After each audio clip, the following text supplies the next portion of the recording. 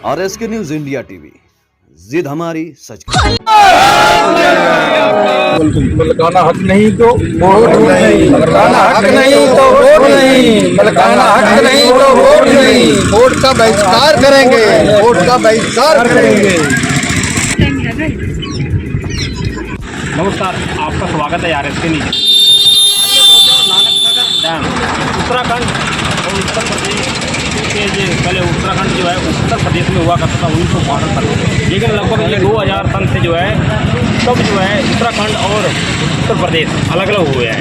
उस समय से लेके यहाँ पे जो किसान भाई जो है भटक रहे हैं नानक सागर डैम पे, और इनकी ज़मीन जो है 2965 एकड़ ज़मीन जो है नानक सागर डैम की, मैं एक बार कह दूँगा कि ये डैम जो बना हुआ है ये किसानों की ज़मीन पर बना हुआ है। हमारे माननीय मुख्यमंत्री जी योगी जी और प्रधानमंत्री जी नरेंद्र मोदी जी कहते हैं कि नानक में किसानों की आमदन दुगनी, किसानों की आमदन दुगनी, और यहाँ भी बात की जा रही है, लेकिन किसानों की आमदन दुगनी की बात जो है मोदी जी और योगी जी लगातार प्रयास कर रहे हैं, लेकिन वहीं पर जो है अधिकारी जो है उन्हीं के कार्यक्रमों पर पानी फेर रहे हैं। और मैं कुछ इंसानों से और भाई साहब लोग जो आए हुए हैं इनसे जानते हैं, और इन भाई साहब हमारे राज्यपाल जी हैं, इनसे भी जानते हैं। नमस्कार जी। और ये आप जो किसानों के हिस्से में आए हैं, तो ये किसानों की क्या समस्या, कब से समस्या है? ये मुझे पहले यहाँ से किसानों का जी, इससे पहले जी, मुझे जब यहाँ पर किया गया हुआ था जी, तो उस समय हम लोग यहाँ बसे हुए थे जी, जी, पाकिस्तान से आकर जी, यहाँ पर जी, जब डैम बनने लगा तो हमें यहाँ से हटाया गया जी। तो बदले में ज़मीन हमें दिल्ली में पीलीभीत हुए या लखनऊ डिस्ट्रिक्ट में दी, जी, ठीक है। और हम लोग उठ गए, चलो ज़मीन वहाँ मिल गई, लेकिन वहाँ पर जब हम ज़मीन पर कब्जा करने गए तो जंगलात वालों ने हमें ज़मीन में कब्जा करने नहीं दी जी। हम लोग खाली आ गए, हम भटकते रहे, ना किसी प्रकार का कोई मुआवजा मिला, ना किसी प्रकार की जरूरत। हमने बहुत एप्लीकेशन लगाई, भटकते रहे। उसके बाद हम लोगों ने अपनी ज़मीनें खरीदी, थोड़ी बहुत ज़मीन खरीद हमने बैठने की जगह बनाई, ठीक है। अब हम लोग काफ़ी समय प्रयास करते रहे, हमारे बुजुर्ग, हमारे दादा पिता सब लोग वगैरह, लेकिन कोई समाधान नहीं हुआ। इसलिए आज इन्होंने मुझे बुलाया कि हम इसका समाधान चाहते हैं। हम आपकी बात को मानिए के संज्ञान में लाएंगे और माननीय मुख्यमंत्री पुष्कर सिंह धामी जी से निवेदन करेंगे कि आपके इस विषय को, जो आपकी ज़मीन है, जो आपको ऐलान हुई थी, जो आपको उस समय दी गई, माननीय पुष्कर सिंह धामी जी उत्तर प्रदेश के मुख्यमंत्री योगी आदित्यनाथ जी से बात करेंगे, क्योंकि जो हमारे लोगों को उस समय डैम के बदले में ज़मीनें दी गई, क्योंकि उस समय तो एक उत्तर प्रदेश था, ज़मीनें दी गई थी, अभी तक वो ज़मीनें नहीं मिली हैं। और मेरे संज्ञान में जो आया है कि वो जंगलात विभाग के अंडर में, जंगलात विभाग वाले लोगों से वहाँ पर नहीं मिल, ठीक है। तो अब माननीय मुख्यमंत्री जी योगी जी से कहकर उसका मौके का मुआयना कराएंगे और हम प्रयास करेंगे ईमानदारी से कि इन लोगों को जो ज़मीनें उस समय अलाट हुई थी वो ज़मीनों को इनको कब्जा मिलेगा। ये हमारा प्रयास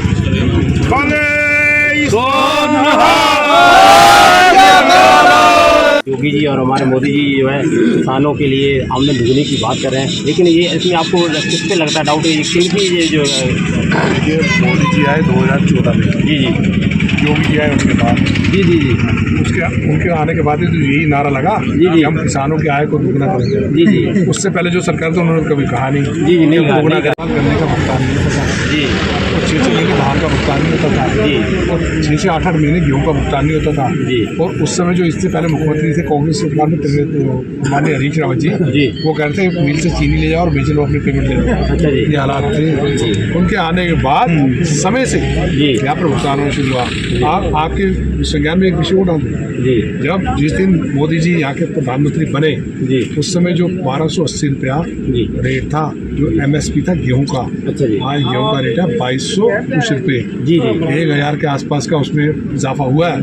आप लाइए कहाँ 1947 से किसान करता है, 2014 तक कितना मिल रहा था, बात 12.5-1300, और ये 9 साल में कितना बढ़ा, दुगना हुआ हो गया। आय तो बढ़ा रहे हैं। जी, जी, उसके अलावा जो सरकार जो किसानों को सब्सिडी, उनको एम्प्लॉयमेंट की सब्सिडी, उनको बिजली के कनेक्शन, ठीक है, ये सब सुविधाएं अब मिलने की हुई है। इससे पहले किसानों को किसी ने सुना।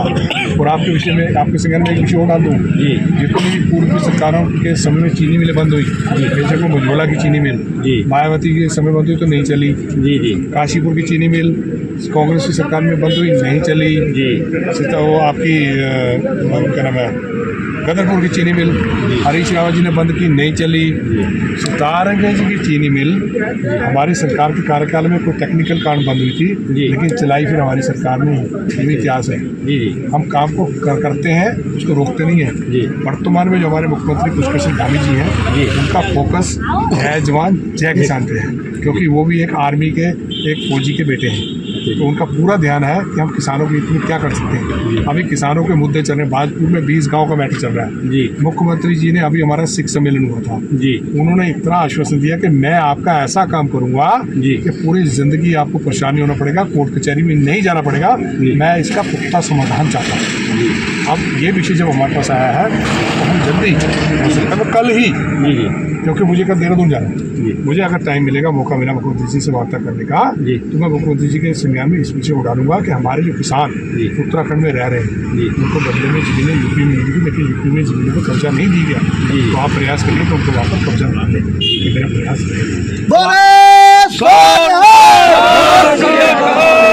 आपने बहुत अच्छी बात कही है किसान की चीनी मिलों की, लेकिन चीनी मिल जो है आज से जो अनफ्रूड गन्ने का जो रिकवरी होती थी, वो अनफ्रूड आज अर्ली गन्ने की अनफ्रूड दे रही है। इसका मतलब आपको क्या लगता है कि अधिकारियों में लापरवाही है? पहले धान की जो हमारे सब किसान हैं जी, धान की औसत कितनी आती थी? 10 कुंटल 12 कुंटल जी, क्योंकि उस समय बीज भी ऐसे थे। जी, आज धान कितना निकलता? 30-30 कुंटल। जी, उस समय गेहूँ कितनी आती थी? 8-9 कुंटल, क्योंकि उसमें घास बोया होता था। जी। आज नई टेक्निक आ गई है, नए बीज आ गए। आज गेहूँ निकलती है 25-25 कुंटल। जी, पहले गन्ना निकलता था 100-150 कुंटल प्रति एकड़। आज नए बीज आ गए, अब गन्ना निकलता 500-500 कुंटल एकड़ का। देखिए समय के अनुसार सब चीज़ें बदल रही है। ठीक है, देखिए तो चीनी मिल चला रहा है ना जी, उसको गन्ना वो चाहिए जिसके अंदर पूरी वो एवरेज आए। ठीक है, अब क्योंकि जो मिल चला रहा है, जो मालिक है, घाटे में तो काम करेगा नहीं। जी, जी, तो वो प्रयास करेंगे कि अच्छा गन्ना लगाएं, अच्छा गन्ना दें, उसमें हमारी रिकवरी अच्छी है। अभी हमारी सितारगंज की चीनी मिल की रिकवरी 10.8 है, बहुत सेटिस्फाई है, कोई सेटिस्फाई है। लेकिन जो गन्ना पुराना था, जो सिर्फ बांस होता था, जिसमें रिकवरी 4-4.5% थी, वो क्यों लेगी मिल? नहीं लेगी ना, तो वो बांस है, लक्कड़ है, उसमें जूस तो है नहीं। इसलिए मिलें भी सिस्टम, जैसे जैसे सिस्टम बदलता जा रहा है वैसे वैसे सिस्टम करना पड़ रहा है। दूसरी बात, अभी सरकार ने कहा उत्तराखंड में सारी चीनी मिलों में एथेनॉल प्लांट लगेंगे, सभी चीनी मिलों में। एथेनॉल का मतलब आने वाले 4-5 वर्षों में डीजल और पेट्रोल में 30% एथेनॉल पड़ेगा।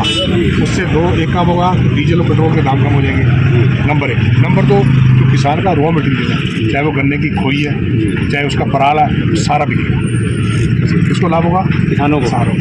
इसलिए सरकार का प्रयास है कि एथेनॉल प्लांट लगाइए, ताकि गन्ना जो बिना छिले ही सारा गोले समेत हो सके, क्योंकि एथेनॉल प्लांट के लिए चलाने के लिए शुगर फैक्ट्री चाहिए। प्रयास सरकार का है कि अधिक से अधिक किसानों को कैसे लाभ पहुँचाए, इसके लिए सरकार प्रयास कर रही है और हम लोग भी उसको प्रयास कर रहे हैं। हम किसी किसान को उजाड़ते नहीं हैं, उसको बचाते। हमारे साथ जो है राज्यपाल जी ने बहुत जानकारी अच्छी बेहतरीन तरीके से दी है, और ये भी कहा है कि ये किसानों के साथ हम लोग खड़े हैं, और किसानों को जब तक जो है ये मालिकाना हक वगैरह पट्टे नहीं हो जाते हैं तब तक हम साथ रहेंगे, और पट्टे करवा के, चाहे यूपी में है भूमि, चाहे उत्तराखंड में है, तो ये ज़मीन दिलवा के ही रहेंगे। और बहुत अच्छी जानकारी। रिपोर्ट राजप्रीत सिंह, कैमरामैन अमरजीत सिंह के साथ, धन्यवाद।